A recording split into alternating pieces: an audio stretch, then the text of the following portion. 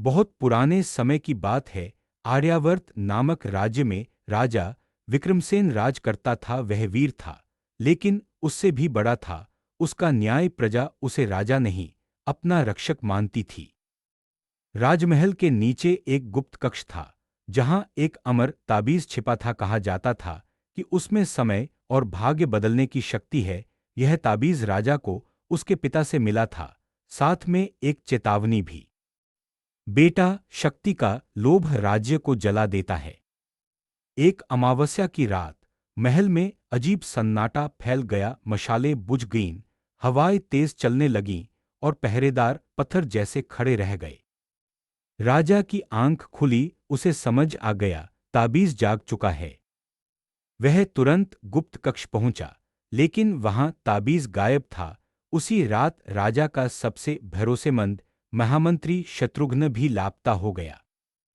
अगले दिन राज्य में डर फैल गया। सीमाओं पर दुश्मन सक्रिय हो गए। तभी राजा समझ गया, दुश्मन बाहर नहीं, भीतर था। साधारण वेश में राजा सत्य की खोज में निकल पड़ा। घने जंगलों में उसे एक वृद्ध साधु मिला। साधु ने कहा, शत्रुघ्न कोई मनुष्य नहीं, सदियों पुराना जादूगर है। वह अब काले पर्वत की गुफा में है, जहां समय ठहर जाता है। राजा बिना रुके वहां पहुंचा। गुफा में नीली जादुई रेखाएं चमक रही थीं। ताबीज हवा में तैर रहा था। शत्रुघ्न हंसते हुए बोला, अब यह शक्ति मेरी है।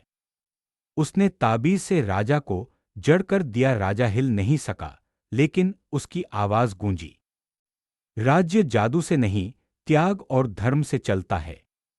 अचानक ताबीज कांपने लगा। तेज प्रकाश फैला और वह टूट गया। शत्रुघ्न चीख के साथ धुएं में बदल गया। राज्य बच गया, क्योंकि राजा ने शक्ति नहीं, सत्य को चुना। चैनल को लाइक और सब्सक्राइब कर दीजिए।